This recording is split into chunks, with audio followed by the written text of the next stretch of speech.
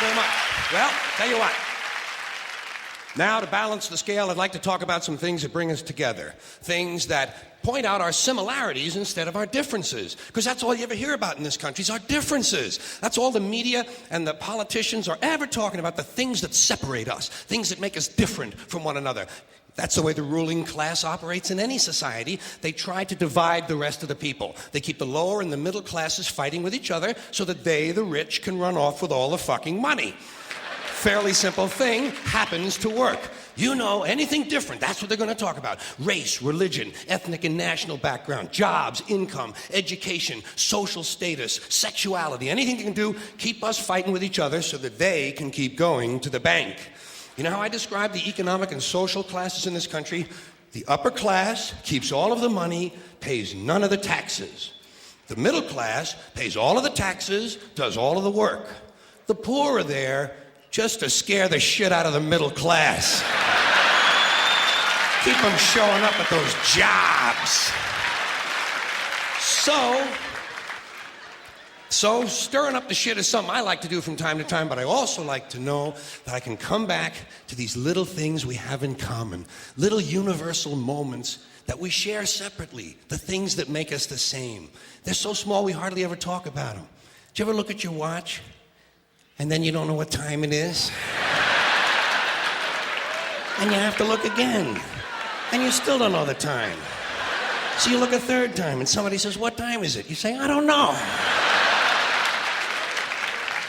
Do you ever notice how sometimes all day Wednesday, you keep thinking it's Thursday? And it happens over and over all day long. And then the next day, you're all right again. Do you ever find yourself standing in one of the rooms in your house and you can't remember why you went in there?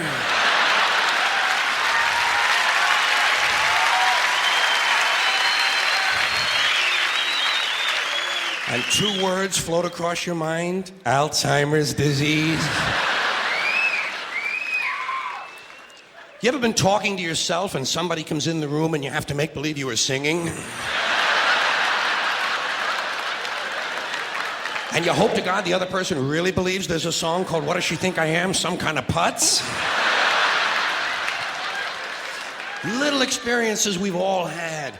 You ever been sitting in a railroad train in a station and there's another train sitting right next to you and one of them starts to move and you can't tell which one it is?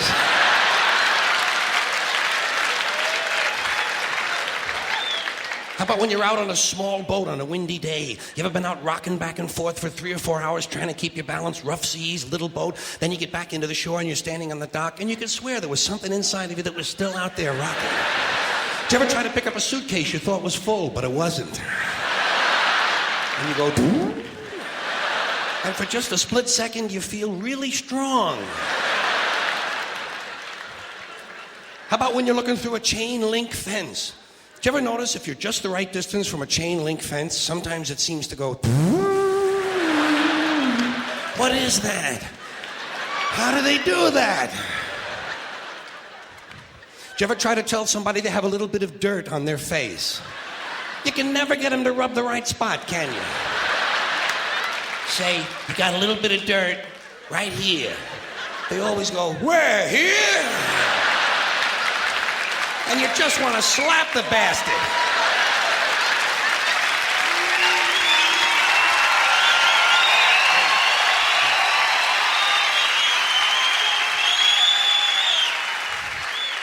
Do you ever notice how awful your face looks in a mirror in a restroom that has fluorescent lights?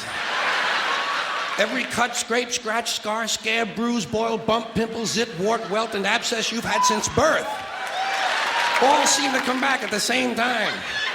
And all you can think of is, "I gotta get the fuck out of here!"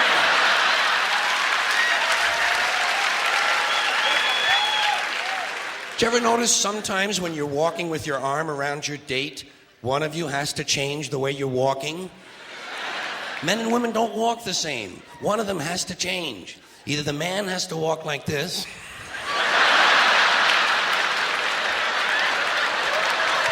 or the woman has to walk like this. Joey, how are you?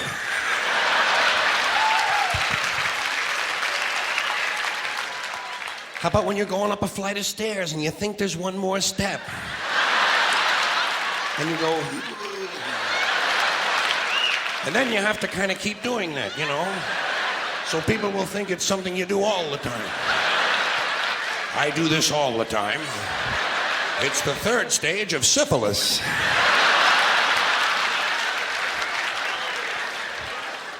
Same thing happens when you're going down the stairs. You could swear there was one more step. Holy shit. My hips are in my chest.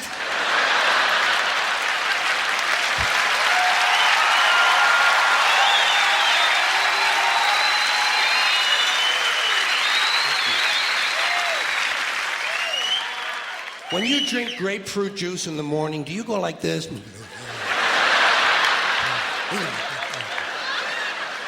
I do too. Why do we drink it? It's like ice cream throat. You know when you've been eating ice cream too fast and you get that frozen spot in the back of your throat, but you can't do anything about it because you can't reach it to rub it? You just have to kind of wait for it to go away. And it does. Then what do? Eat more ice cream. What are we, fucking stupid?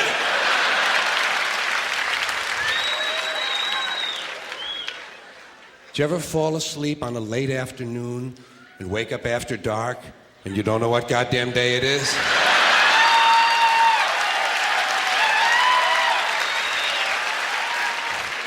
Like when you have your head on the pillow. Do you ever notice when you have your head on the pillow, if you close the bottom eye, the pillow is down there.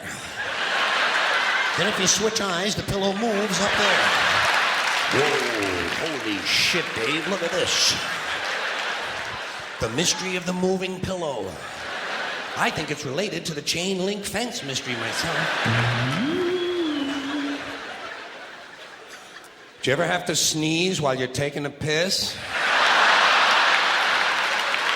It's frightening, isn't it? It's frightening because actually you can't do it. It's physically impossible to sneeze while pissing. Your brain won't let it happen. Your brain says, stop pissing! We're going to sneeze now! Because your brain knows you might blow your asshole out.